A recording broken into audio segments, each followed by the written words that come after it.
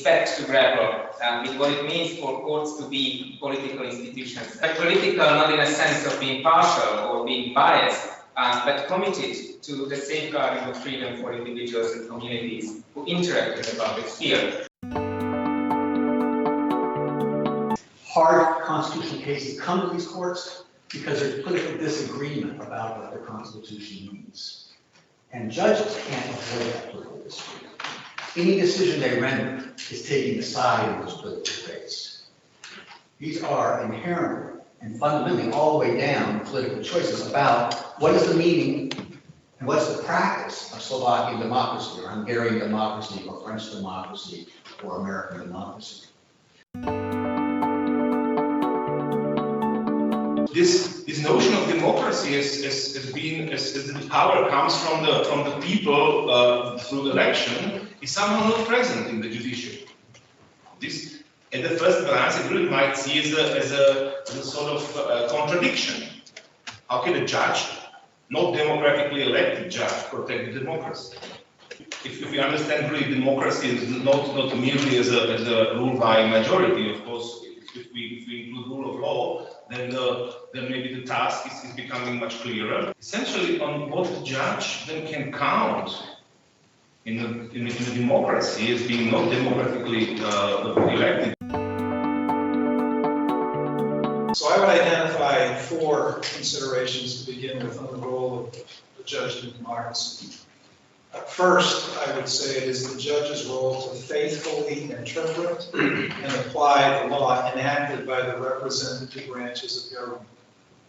By faithfully interpret, I mean that the judge applies the law as it was intended by the representative branches of government and does not interpret the law on the basis of that judge's personal preferences or opinions.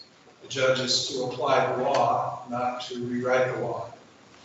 Secondly, when necessary, in a democracy, it is the judge's responsibility to apply the rule of law to check the other branches of government when they violate the law or when they step beyond their proper boundaries.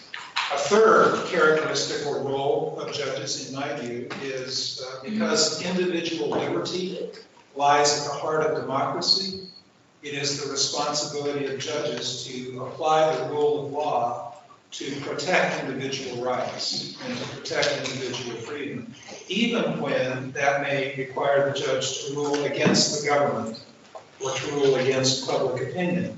The fourth factor, or it's not really a role, but a consideration I would mention is that it is the responsibility of judges in a democracy to take the second and third steps, that is, to check other branches of government or to act in defense of individual liberty, even when it is contrary to public opinion, and even when it is vigorously opposed by the government that the judge is ruling against.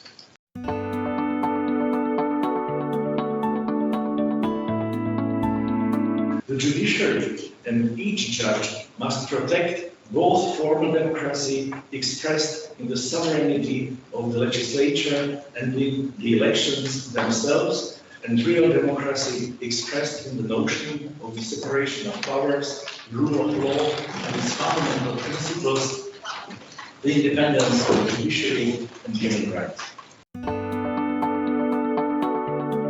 And I think this populism is an ill-chosen or bad answer to this dilemma, where so the situation is that judges take the opinion and sentiments of the people into consideration when it comes to the judicial decision making.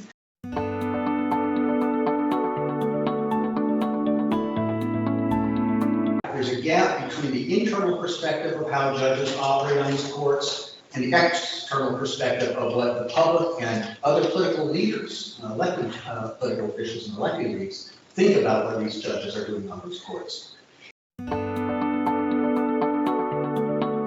This is probably one of the things that should improve, and it's the communication of judges.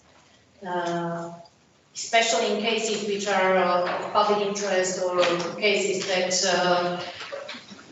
people want to know why the judge decided the way they decided.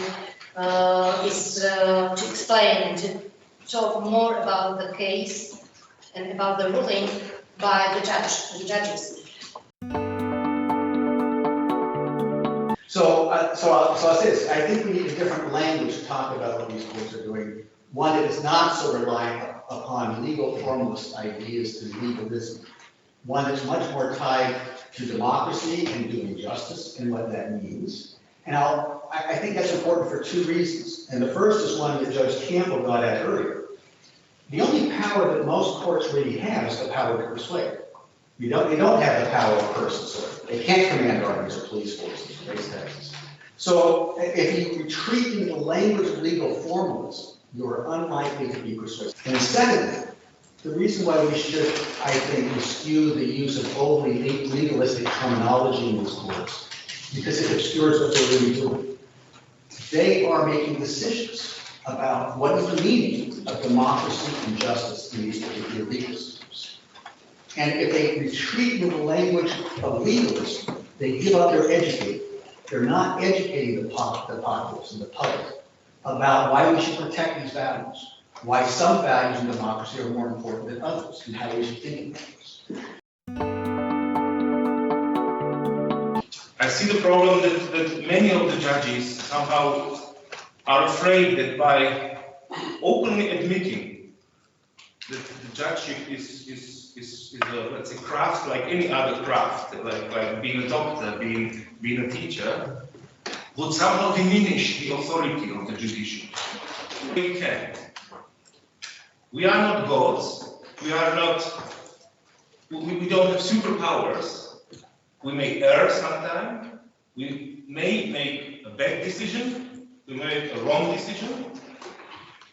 But the public, we should try to make the public to understand that we are trying to do it the best way we can. And we are open to the public to check on us, whether we really do it the best way we can.